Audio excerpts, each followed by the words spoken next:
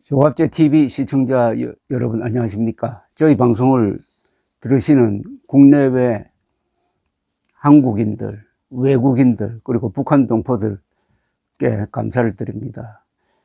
어제 오늘에 걸쳐서 서울은 눈이 많이 왔습니다. 적설량이 10cm를 넘었습니다.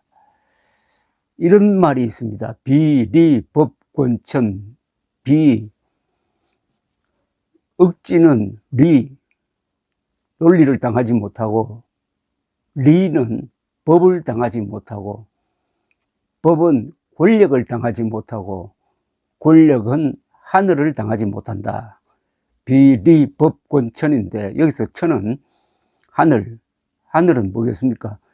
보통 동양에서는 민심 또는 역사의 대세를 말합니다. 여기서 정치인과 법률가가 등장합니다. 정치인과 법률가는 상당히 다릅니다. 법률가는 주로 과거의 일을 평가하고 재단합니다. 그러나 정치는 오늘과 미래를 생각하는 사람입니다. 그래서 정치인과 법률가가 대결하면은 정치인이 이기는 경우가 많습니다. 특히 정치인이 권력을 잡을 때는 법률가를 아주 기능공처럼 정치검사로 부르기도 합니다. 한국의 대표적인 정치검사는 윤석열, 한동훈 두 사람인데, 이 한동훈 검사 출신이 요사이는 정치인으로 변했습니다. 그런데 정치 바닥에서는 나이는 적지만은 한동훈 위원장보다 훨씬 더 경력이 오래인 이준석 개혁신당 대표가 있습니다. 두 사람이 요사이 가끔 티각태각하는 말싸움을 보여주고 그것을 구경하는 것도 총선의 한 재미라고 볼 수 있습니다. 민주주의 국가에서는 그런 걸 즐겨야 합니다. 국민들이 멀찌감치 보면서 훈수도 하고 평가도 하는 게, 그게 정치라는 지상 최대의 쇼를 제대로 감상하는 겁니다. 너무 심각하게. 그래서 가끔 두 사람의 말싸움을 소개해 올리는데, 결론부터 말씀드린다면 현재로는 판판이 한동훈 위원장이 이준석 대표에게 지고 있습니다. 정치인과 법률가가 대결하면 대충 정치인이 이깁니다. 그 이유는 아까 말씀드렸다시피 정치인은 미래를 생각하니까 정책을 생각합니다. 그런데 법률가는 과거를 가지고 평가를 하는데 너무 익숙해져 있고 논평, 제3자적 입장. 그러나 정치는 이전 투구를 하면서 뭘 만들어내야 하는 사람들이라는 차이에서 기인하는 게 아닌가 생각이 듭니다. 국민의힘 한동훈 비상대책위원장은 오늘 좀 과격한 이야기를 했습니다. 개혁신당이 새로운 미래와 통합하기 전 받은 정당 국고 보조금 6억 6천여만 원에 대해서 보조금 사기가 적발됐으면 토해내야 하는 것이 맞는 것이라고 하면서 급조된 정당인이 자진 해산하여 국고에 반납되게 하는 방법도 있다고 했어요. 한 위원장은 오늘 비대위 회의에서 개혁신당을 향해 제도가 없으니까 반납 안 한다, 제도가 없지 않다며 성의가 있고 진정성이 있으면 할 수 있다고 했습니다. 이어서 그거 하나하나를 제가 말씀드릴 문제는 아니지만은 당비를 모아서 6억 6천만 원을 기부하는 방법도 있다. 어차피 급조된 정당이기 때문에 자진 해산할 경우 국고에 6억 6천만 원이 반납되게 하는 방법도 있다고 했습니다. 그러면서 해산하고 나서 다른 식으로 재창당할 수도 있는 것 아닌가. 결국 의지의 문제라고 했습니다. 한동훈 위원장 말대로 이런 식으로 해산하고 다시 재창당하면은 이거야말로 사기 아닙니까?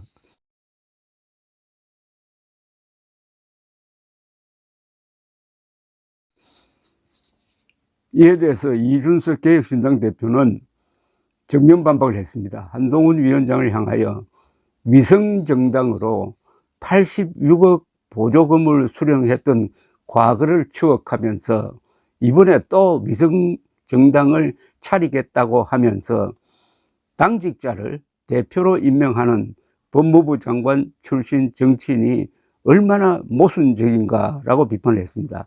자신의 페이스북에 올린 글입니다. 개혁신당이 정당 보조금을 법적으로 반환할 방법이 없어 금액 그대로 동결해서 보관하고 입법 미비점을 22대 국회에서 보완해 반환하겠다고 하자 한 위원장이 반환 방법이 있다고 하면서 정당을 해산하고 재창당하라는 식의 궤변으로 일관하고 있다.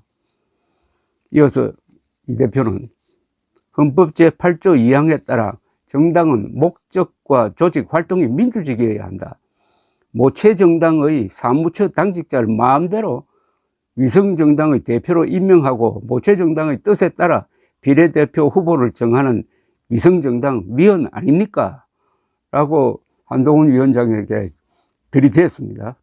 그러면서 법률가가 위원이라는 단어를 들으면 그래도 직업의식을 발동해야 하는 것 아닙니까? 위원 정당을 만들면서도 당당한 한 위원장, 이제는 법률가가 아니라 여의도 사투리에 절여진 팔도 사나이일 뿐이라고 비꼬았습니다. 한동훈 위원장이 먼저 말싸움을 걸었는데 결과는 진 게임이었습니다. 우선 그는 보조금 사기라는 과격한 언어를 선택을 했습니다. 강펀치를 날려 헛방이 되면은 반격에 노출된다는 생각을 했어야 했습니다. 이준석 대표는 이낙연 대표가 합의하기를 선언하기 전에 이미 6억 원을 반환하겠다고 발표했으므로 사기는 지나친 표현입니다. 고의성이 없으면 범죄가 성립되지 않습니다. 한동훈 같은 정치검사가 휘두르는 법리는 다르겠지만 이준석 대표가 지적한 위성정당의 위헌성 여부는 중대한 의미가 있습니다. 특히 국민의힘 당직자를 위성정당의 대표로 내정한 행위는 정당의 민주적 정당성을 훼손하고 유권자를 모독하는 것으로 볼 수가 있습니다. 2020년 미래한국당처럼 총선 후에는 해산하고 국민의힘과 합쳐질 터인데 이야말로 대규모 대국민 사기입니다. 이런 약점을 가진 상태에서 이준석 대표를 공격하니 반격을 허용하고 만 것입니다. 선거 전략적으로도 개혁신당 공격은 국민의힘에 불리합니다. 개혁신당은 민주당 표를 더 잠식하는 것으로 나오고 있습니다. 윤석열 정부에 반대하는 중도층과 젊은층이 민주당으로 가는 것을 막아주는 방파제 역할을 하기 때문입니다.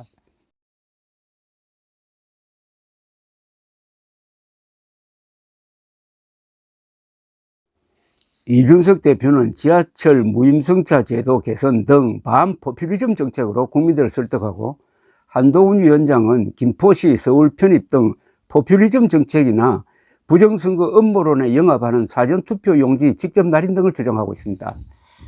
현재로는 이준석 대표가 한동훈 위원장보다 보수적 가치 수호에 더 적극적입니다. 이낙연 대표가 통합하기를 하게 된 것도 이준석 대표가 반미운동과 불법 시위 전력자를 받아들일 수 없다는 원칙을 고수했기 때문입니다. 이준석 대표는 어휘력과 정치적 센스가 좋습니다. 말과 글에서 가장 뛰어난 정치인입니다. 한동훈 위원장은 정치검사의 싸늘한 언어 습관에서 벗어나지 못하고 있습니다. 정치인과 법률가가 대결하면 어떤 싸움이 되는지 지켜보는 것도 이번 총선의 볼거리입니다. 비리법권천입니다. 감사합니다.